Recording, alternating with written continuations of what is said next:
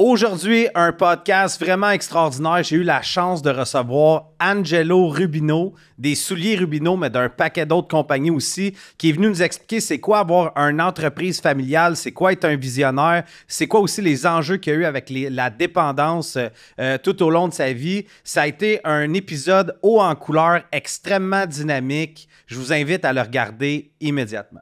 OK, c'est bon. Non, mais l'affaire de la communication, là, la vraie affaire, c'est qu'on m'a imposé de faire ça. Fait que moi, là, si tu veux que je fasse There you go, man. Ouais. Fuck que c'est purple, mon ami. C'est chill, vas-y, continue. Si tu veux que je fasse pas quelque chose, dis-moi, t'es obligé de faire ça. Ouais, Fait que là, j'étais arrivé un matin, puis mon frère est comme, non, toi aussi, comme tous les autres moutons, là, tu vas faire ça. Ouais. On veut savoir c'est quoi ta base. Moi, j'étais comme, fuck you, je travaille pas pour toi, je le fais pas. Fait que là, il y avait une rencontre, tout le monde faisait le test, puis il y avait la formation, on va dire, de communication. Puis moi, j'ai pas assisté à ça. OK. C'était... C'est ça. Il a même fessé son cousin.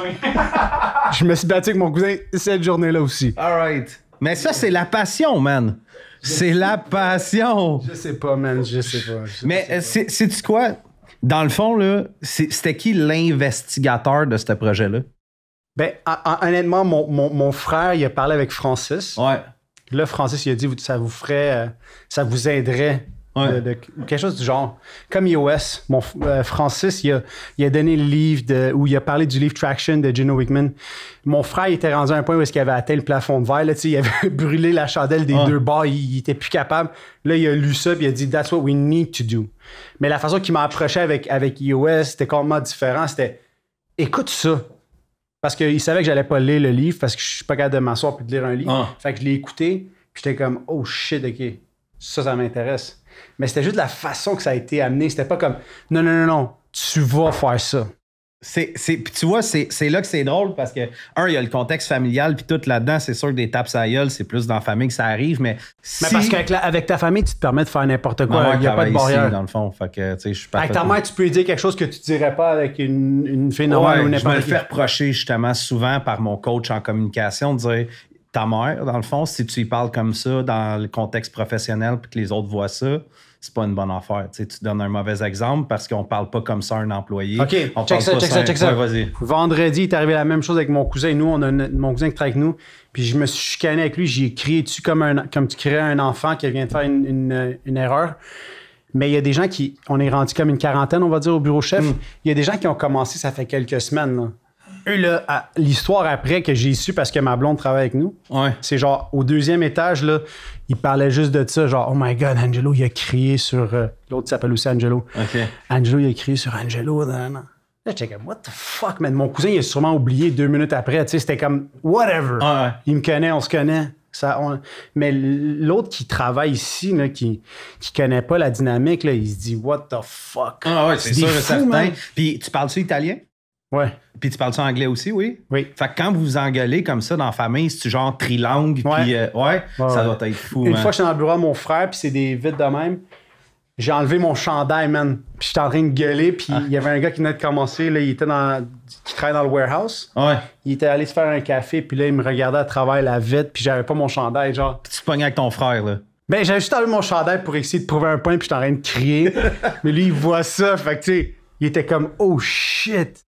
Mais tu vois, comme moi, ça, vu que je suis un gars passionné puis je viens de la construction, tu sais, j'ai vu les kicks de la boîte à lunch, des tapes à la gueule, j'ai vu des crises. Je travaillais pour mon cousin qui avait 2 fois, tu sais, il avait 36, j'avais 18.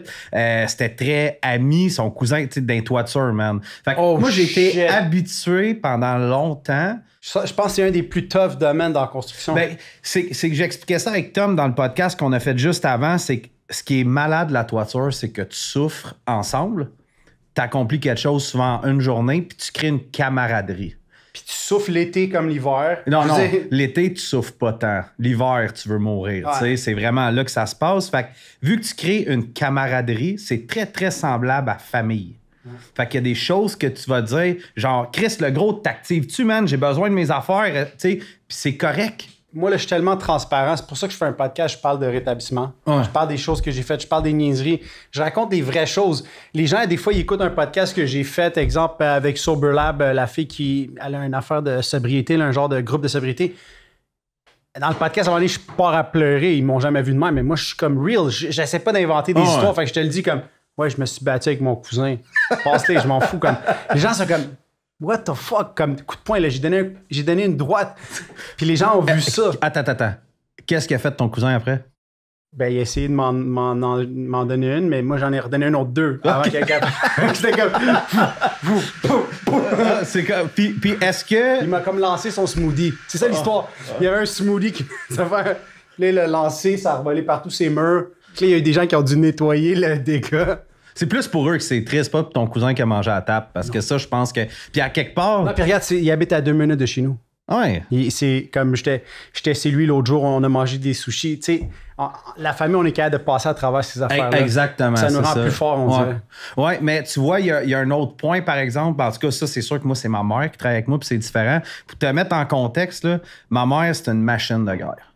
Okay? C'est un horloge, c'est un général, c'est tout ça ensemble, puis elle s'occupe des finances ici, puis on est en hyper croissance, fait que tu sais, elle a perdu des cheveux. Mon père est fucking chill, lui. Il avait un dépanneur, il a fait beaucoup de sous à la revente. En ce moment, man, Hakuna Matata, il va à la pêche, puis tout est chill. Fait que, sauf que le fait que je travaille avec ma mère, elle s'inquiète continuellement pour moi. C'est comme là, j'ai un ulcère, j'ai un abcès, j'ai un ulcère, j'ai fait une crise d'angine cette semaine. Ouais. Ça, oh yes! Ça, c'est le stress. Ouais, that's it. Mon beau-frère, il a eu une patch là, dans le fond de la tête, là, une couple de jours. Tu veux de semaines. J'ai un frère jumeau, right? Mon frère, c'est mon jumeau. Il a la même patch à la même place. Mais cette patch-là, elle vient juste d'arriver? Ouais. Ou... OK. C'est pas comme... c'est pas là à l'année, là. C'est genre... Quand il y a des situations comme stressful, là. Qu'est-ce qui est stressful en ce moment? Tout, man. En ce moment, là, c'est le manque de pénurie, la pénurie de main-d'œuvre qui fait qu'on a peur nos magasins, short staff. Des fois, tu sais même pas si le magasin va s'ouvrir, mais le problème, c'est qu'il n'est pas à côté de chez vous. Là. Tu sais même pas si le magasin à Lévis va être ouvert à 10 h. Si la fille va décider que finalement, elle est malade.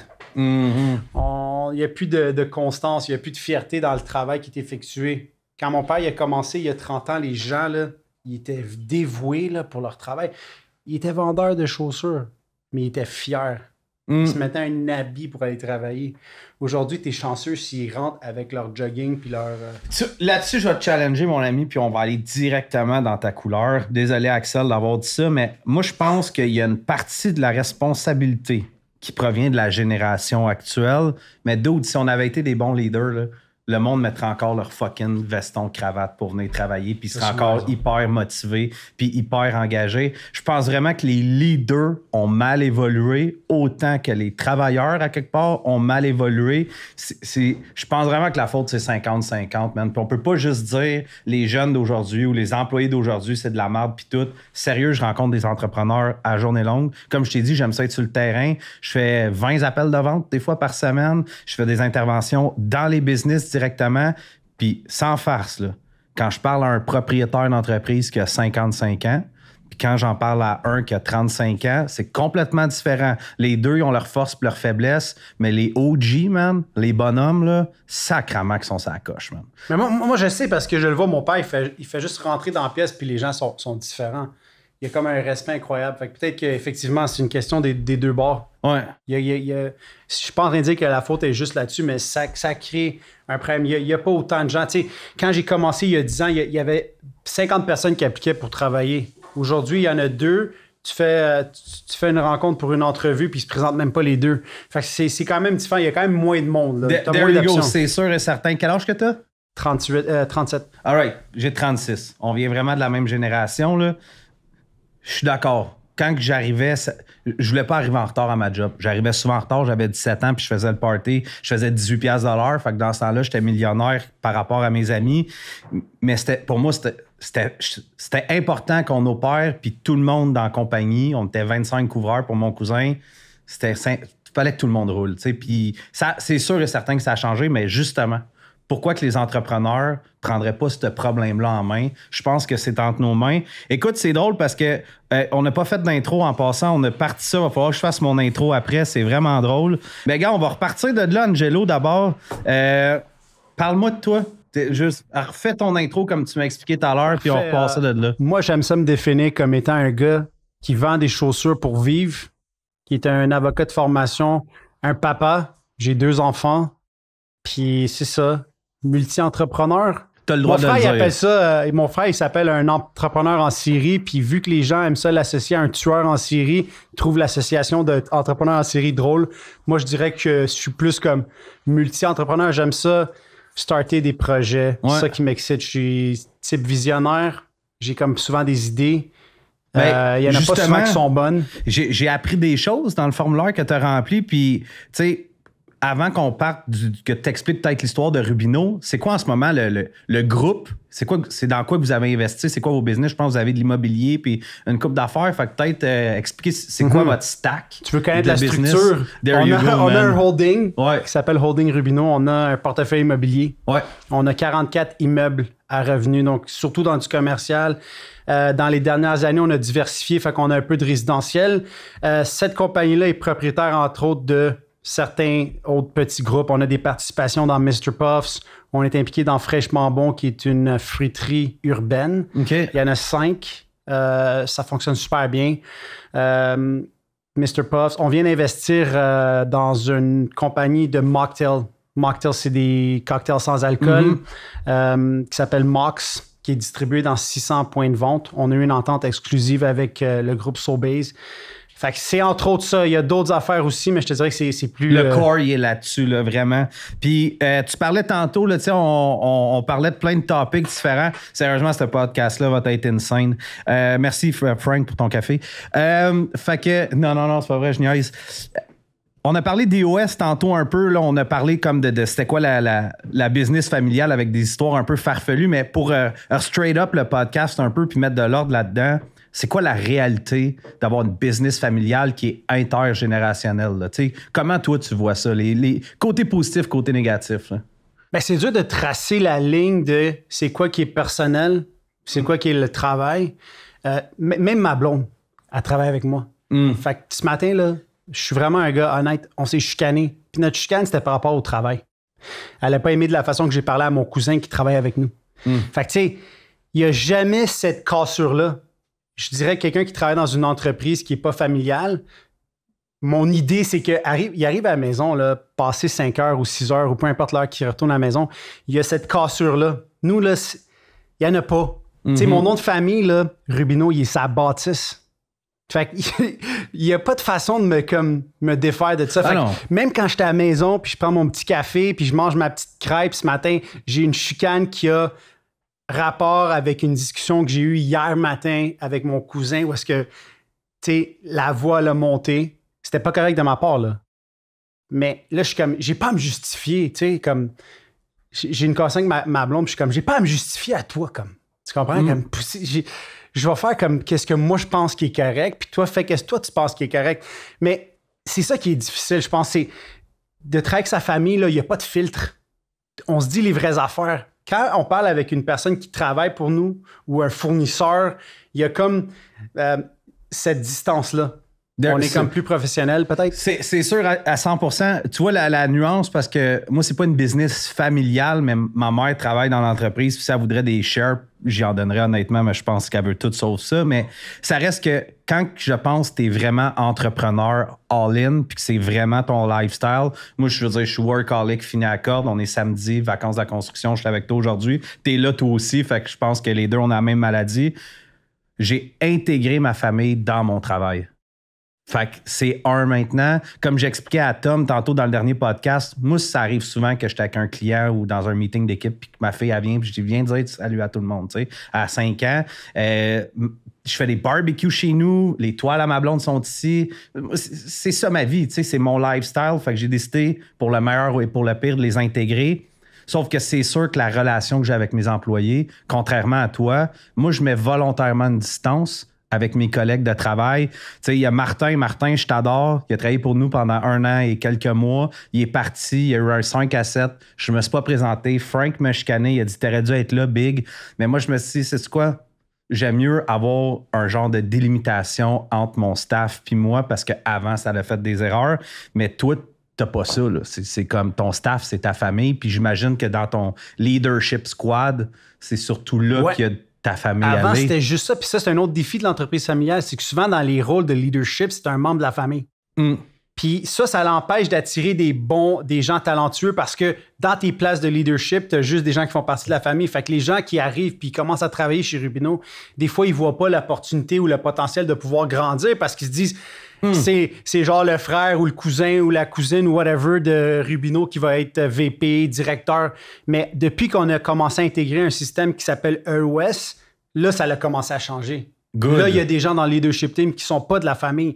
Ma soeur qui travaille avec nous maintenant est impliquée dans un autre des divisions dans Fraîchement Bon avec son mari. Fait que tu sais, on a comme distancé un peu la famille du leadership pour commencer à laisser la place à des gens talentueux pour qu'il y ait justement un changement parce que c'est pas soutenable de travailler de cette façon-là. Que ce soit juste des membres de ta famille dans des postes de leadership. Ouais, non, ça c'est sûr et certain. Ça a des downsides puis des good sides, mais l'équilibre, man. Ouais. On va bandir au prochain sujet. Dans le fond, là, justement, tu as expliqué que tu as plein de compagnies puis tout ça. Puis il y a plein de gens qui disent qu'ils sont multi-entrepreneurs, mais réellement, ils ne sont pas réellement. Vous autres, vous avez, je veux dire, une corporation rendue à où est-ce que vous êtes rendu. C'est quoi ton rôle dans tout ça, de dire qu'est-ce que tu fais, toi? Moi, là, mon rôle, c'est visionnaire. Ouais. Ça veut dire que les communications, autant à l'interne qu'à l'externe. S'il y a un speech à donner pour le staff ou même une entrevue, c'est moi qui vais la faire. Au-delà de ça, j'amène des idées. Fait que je suis impliqué dans tous les départements, mais moi, je suis comme le pigeon management. J'arrive, je chie surtout dans un département, puis là, après ça, je m'envole. Fait que, tu sais, c'est la meilleure façon de le définir, mais j'arrive avec des idées. Fait que, tu sais, exemple, je m'assis dans le marketing, le département de marketing, ils ont une rencontre, exemple, par semaine, où est-ce qu'ils arrivent, puis ils font le planning. Là, je m'assois avec eux pendant 1 heure, puis je suis comme, non, on devrait rentrer telle affaire, telle idée. Fait qu'ils aiment ça parce que je leur donne des idées.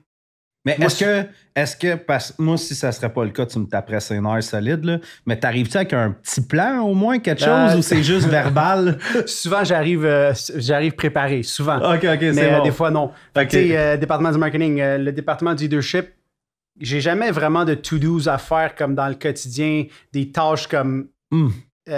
mais je suis impliqué dans tous les départements, si on veut. Le département des ventes, la même chose. Là, je rencontre, exemple, les chefs de district. J'écoute qu'est-ce qui se passe, je donne des idées.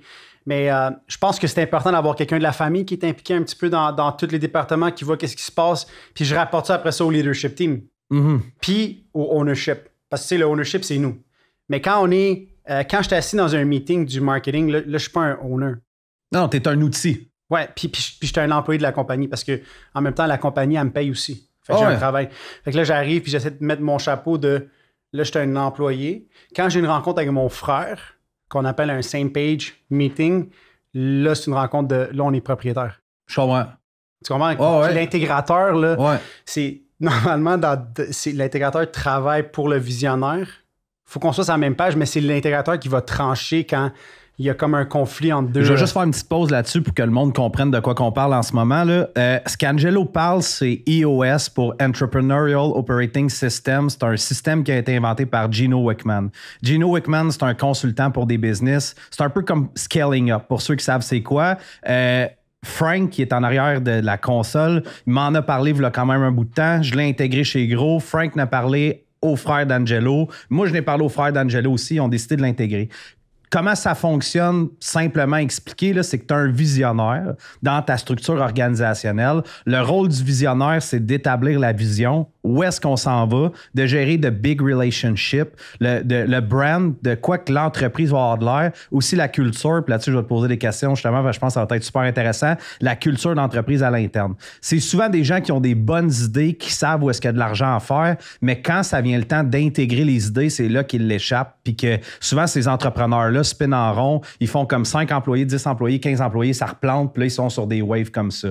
La façon qu'un visionnaire peut être extrêmement efficace, c'est s'il s'associe avec quelqu'un qui est ce qu'on appelle un intégrateur.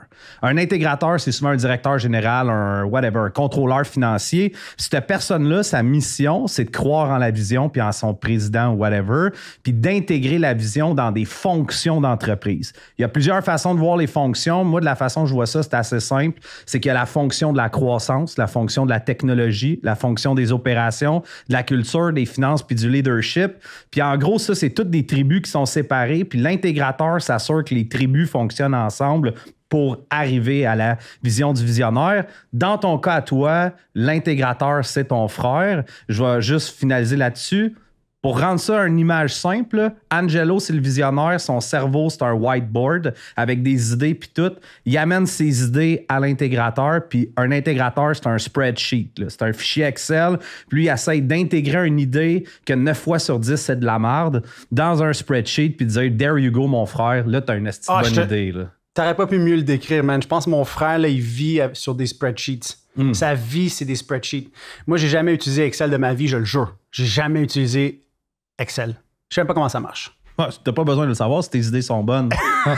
Sauf que justement, pour ce pattern-là, parce qu'il y a beaucoup de gens, d'entrepreneurs qui se disent « Moi, je suis un visionnaire, j'ai des bonnes idées, puis tout. » Mais est-ce que tu as tout le temps été visionnaire ou à un certain moment, quand tu commençais, tu avais une idée, tu l'exécutais, puis tu as réussi à prouver que tes idées étaient bonnes? Comment vraiment que tu as réussi à se mettre dans ce rôle-là, puis que, OK, Angelo, dans Business Familial, c'est rendu lui qui a les bonnes idées? Ça a été quoi le pattern? Mais avant même qu'on rencontre iOS, c'était comme naturel, c'était ça la direction. Moi, j'amenais des idées. Exemple, Mr. Puffs, là, c'est moi qui ai amené ça à mon frère. J'ai dit, ça serait un esti de bon play pour nous. En même temps, on a beaucoup d'immobilier. Ça crée une bonne synergie avec notre magasin de détail. Ah, ils sont un à côté de l'autre? Oui. Mais il y en a plusieurs qui sont un à côté de l'autre. Qui va à Mr. Puffs? Des familles. C'est qui les gens qu'on target chez Rubino? La mère de famille qui a 35 à 45 ans, qui a un enfant. La rentre chez Rubino, il y a des chaussures de marque. Nous, on vend juste de la chaussure de marque. Nike, Puma, Converse. Les gens, souvent, ils pensent qu'on a de l'importation. Non, on vend juste de la marque. Mais il faut qu'on soit dans des places, justement, qui a ce genre. Puis Mr. Puff, c'est des familles aussi, leur core. Le core de la business, c'est la famille. Fait que c'est vraiment cool, ça crée une synergie. Fait que j'amène cette idée-là. Ouais, c'est pas fou, mais tu sais, on n'est pas des opérateurs de restaurants. Je commence en calisse. On va amener des jeunes. Eux autres, ils vont l'opérer. On va leur donner 5-10% pour des peanuts. Juste pour qu'il y ait du skin in the game. Puis eux, ils vont l'opérer. Ouais. Là, on est rendu à 9. Puis ça, tu fonctionnes. It works. It works! Ça veut dire que ton frère, qui est l'intégrateur, mais c'est lui qui a dû tout faire le côté légal, l'aspect, les contrats. Ça, j'avais aucune idée, mais tu sais, ils ont tout préparé. Il y a comme une structure financière aussi en arrière de tout ça. Il faut créer des compagnies, des entités différentes parce que toi, tu as 10% de Mr. Puff Starbonne. Là, après ça, on a créé une corporation qui s'appelle RRDS. Elle est propriétaire à 75% du Mr. Puffs. Le holding, il y a 30% de RRDS. Tout ça, là, c'est tout mon frère qui a élaboré ces structures-là. Ouais. Sa femme est notaire. Fait qu'elle travaille maintenant avec nous à la temps plein. Synergie, man. Sérieusement, là, puis je veux pas trop bouncer là-dessus, mais je pense que c'est une lacune que je suis québécois. Les Québécois, on travaille pas en équipe. Moi aussi, je suis québécois. Je suis né ici, dans le fond. Tu sais, je me considère québécois. Ouais. Mais ça reste que tes valeurs familiales, là, les Italiens, là, asti, c'est familial. Là. Tu sais, c'est mais ça moi, au-delà, les Italiens, je sais pas, mais je peux dire que nous, je dois vraiment dire merci à mon père. Parce que lui, c'est lui qui a tenu la famille. C'est lui la colle. Ouais. Tu sais, je vais donner un exemple concret. Quand on est jeune, là, tout le monde, à un moment donné, on est occupé, on commence à sortir, on fait du sport, on a des petites filles. Lui, c'était comme non, à 6 heures, faut que tu sois à la maison. M'en calisse, t'es où après puis avant? À 6 heures, tu viens à la maison puis tu viens souper. Là, tout le monde, on se retrouvait. À tous les jours. That's the way, man. Après ça, je retournais travailler ou whatever, mais à 6 heures, on était à la maison, on se voyait. C'était super important pour lui on mange ensemble. Mm-hmm. Fait que, tu sais, on a gardé cette genre de culture-là. Fait que ça vient vraiment de mon père. Quand tu dis vous êtes très familial, les Italiens, sûrement les Italiens sont familiales. Moi, je sais que je le suis à cause de mon père. C'est lui qui nous a tenus de même. C'est lui qui nous a intégrés à jeune âge dans l'entreprise.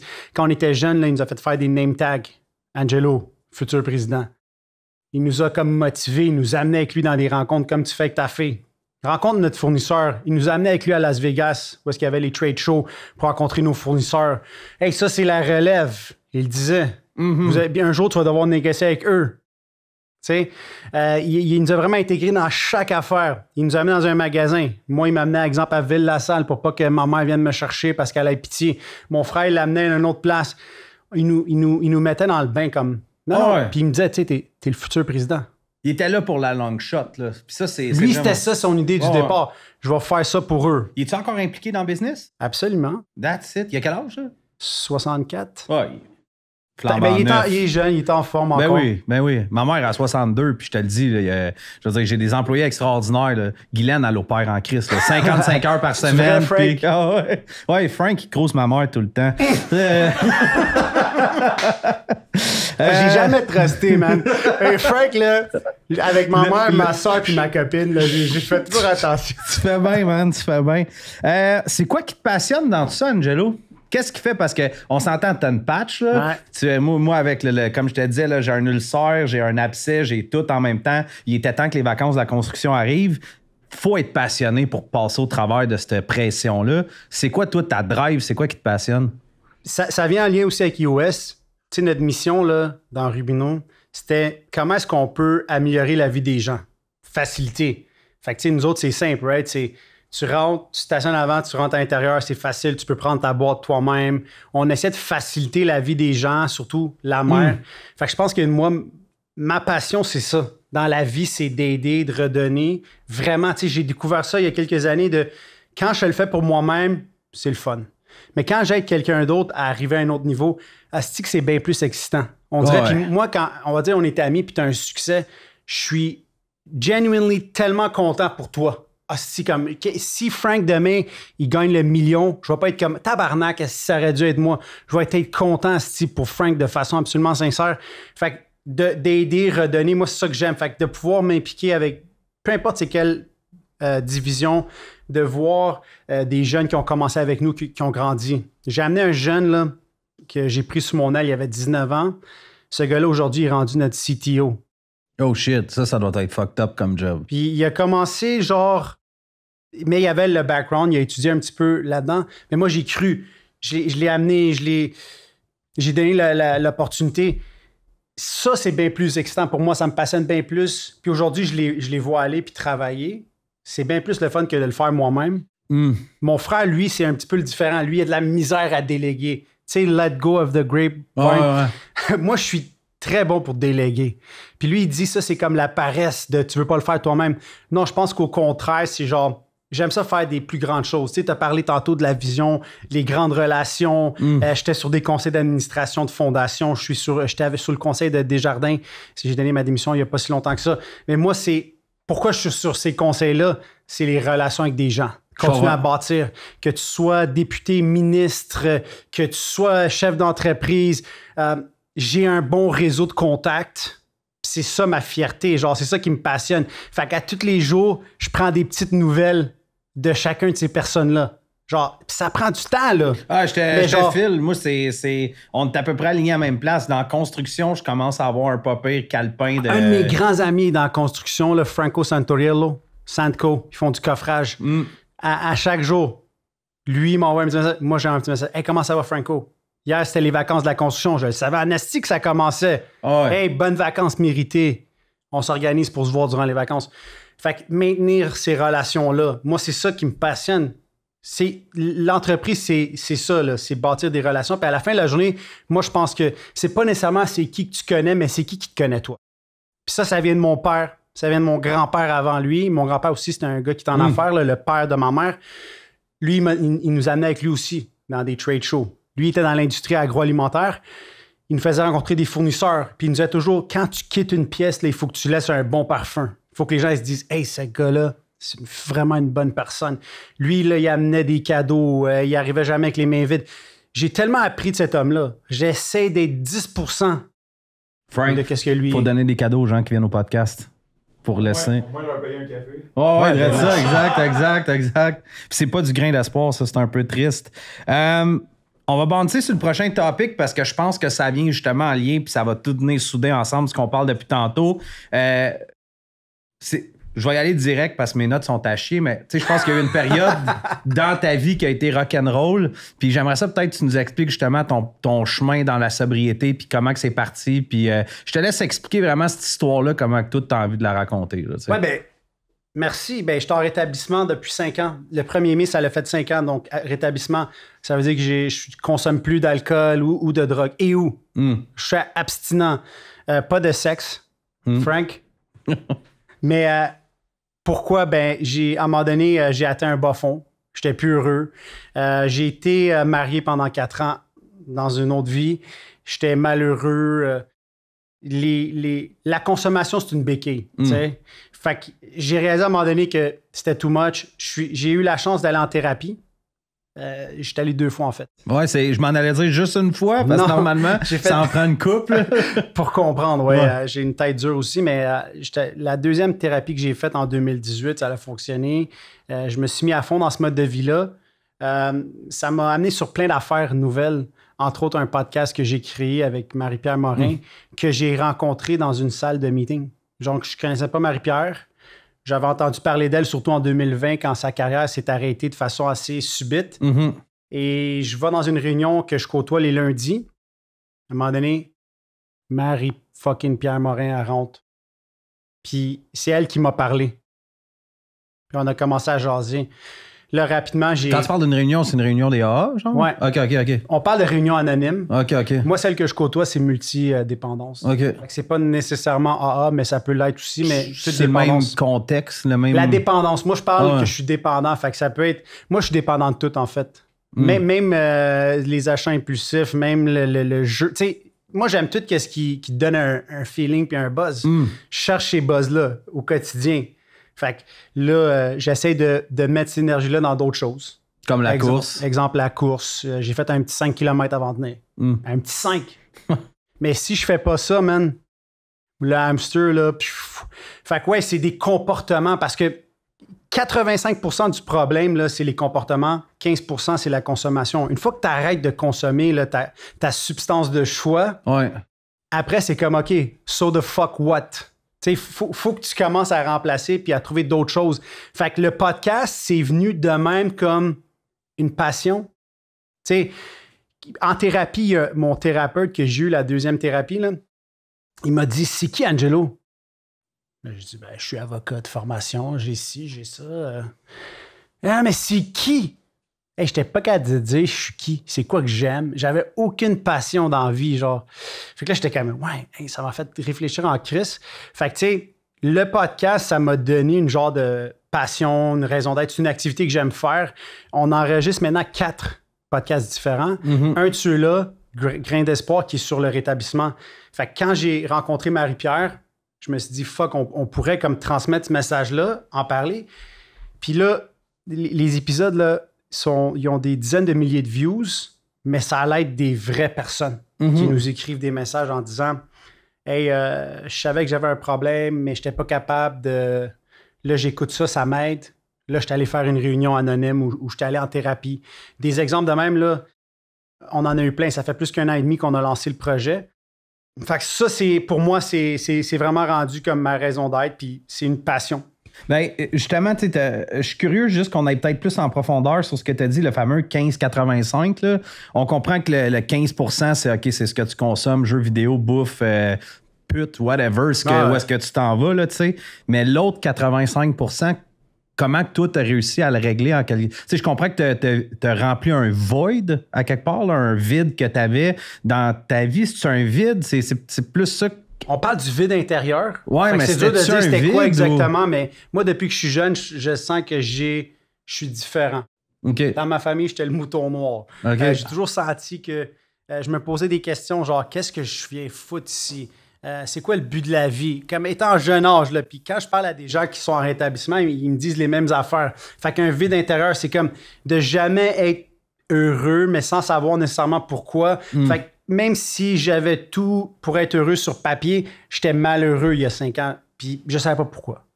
Aujourd'hui, je peux dire que ça va vraiment mieux. Les comportements, pour moi, la meilleure chose que j'ai comme compliment, là, c'est « Hey, t'as vraiment changé ». Puis même ma blonde, ça fait 5 ans que je suis avec elle, ma fiancée, désolé, elle me dit « Oui, c'est vrai que t'as changé même depuis qu'on s'est rencontrés ». Ça, c'est le meilleur compliment que je peux pas avoir. Parce que, ouais, j'étais très agressif, j'étais très impulsif. Là, on a parlé de bataille tantôt. Fait que, ça arrive encore. Parce une petite rechute de tape sa gueule, c'est pas la fin du monde, là. Non, mais tu comprends, c'est... La réalité est là, c'est que je suis pas parfait encore. Je travaille là-dessus à tous les jours. J'essaie de m'améliorer un petit peu. J'essaie de grandir. Tu as parlé de croissance, là. J'essaie de grandir. J'essaie de m'améliorer. Les comportements qui sont vraiment négatifs pour moi, là, c'est le ressentiment, la colère. Moi, là, j'amène ça à un autre niveau. Genre, je prends une situation de même, puis... Tu l'amplifies. Écoute, je vais te donner un conseil venant d'un inconnu. la process communication, sérieusement, là, ça vaudrait vraiment la peine que tu t'investisses là-dedans parce que quand je t'entends parler en ce moment, tu sais, veux pas, je l'associe à un des 6 types de personnalités. Puis si cet outil-là, tu le prenais au sérieux, puis ça va t'aider à te connaître par toi-même. Tantôt, quand je disais que ma famille elle venait faire des tours. Ouais, merci bien. Quoi? Oh, viens me donner ça.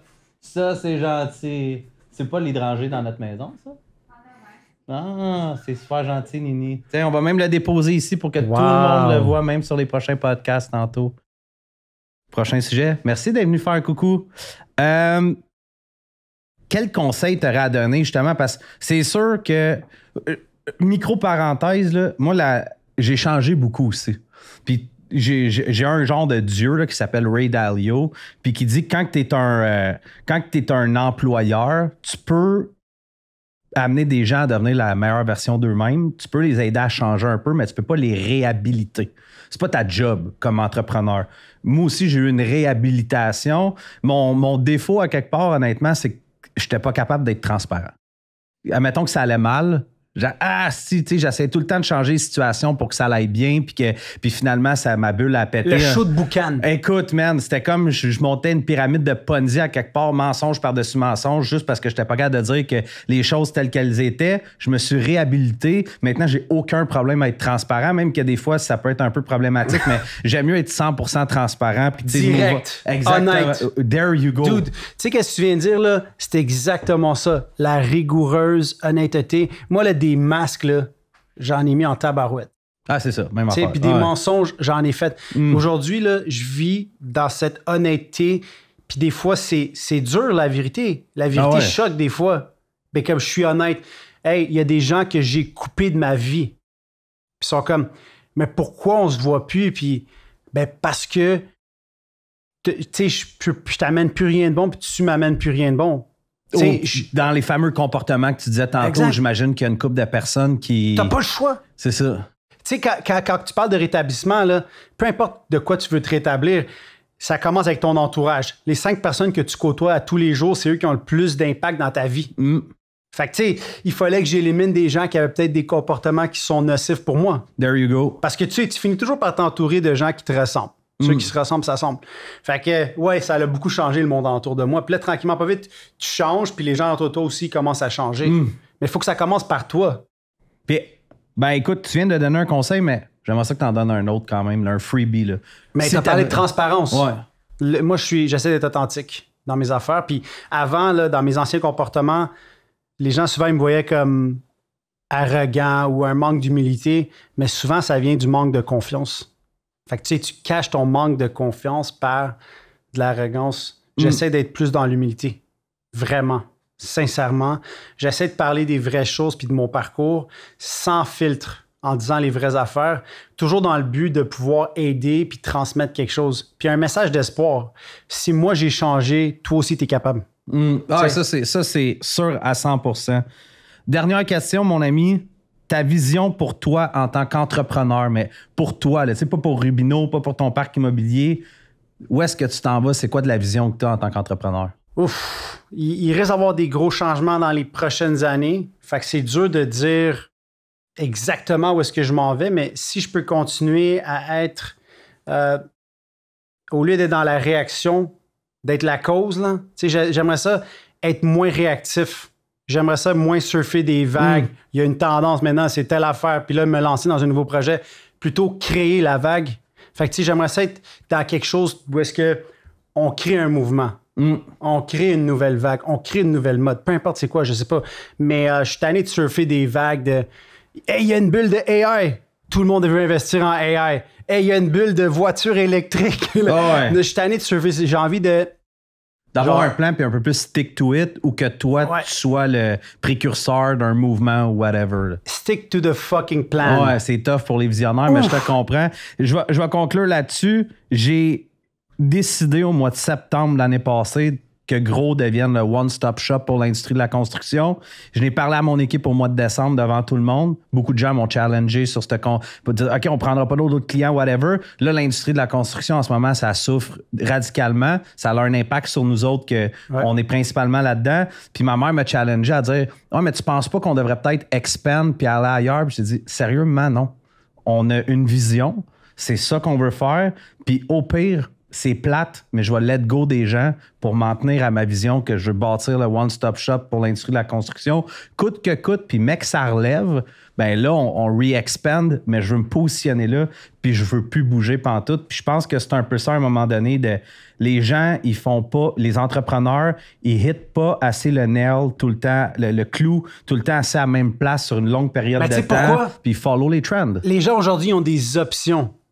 J'ai eu cette conversation-là avec un gars qui travaille avec moi, puis il dit « Fuck, ton père, pendant 35 ans, il a fait la même chose. Il a stick à Rubino, il vendait des chaussures, puis bon an, mal an. Il y a des années qu'on a perdu de l'argent. Il a pas dit « Bon, mais là, il faut que je diversifie. Asti, je vais commencer à vendre des culottes, tabarnak. » Non, il a continué à stick to the fucking plan. Ouais. Puis aujourd'hui, regarde où est-ce qu'on est rendu. Il a mis une fondation rock solid. Non, mais tu comprends? Je suis tellement d'accord avec toi. C'est exactement ça. Genre, just stick to what you do. Hey, c'est comme le chasseur qui veut attraper 2 lapins, puis finalement, il attrape aucun des 2. C'est exactement. C'est ça. Un gros merci, mon pote. C'était super cool. Merci à tout le monde d'avoir été là. Puis, Frank, comme d'habitude. Oui, je suis un citoyen modèle aujourd'hui. It's a wrap.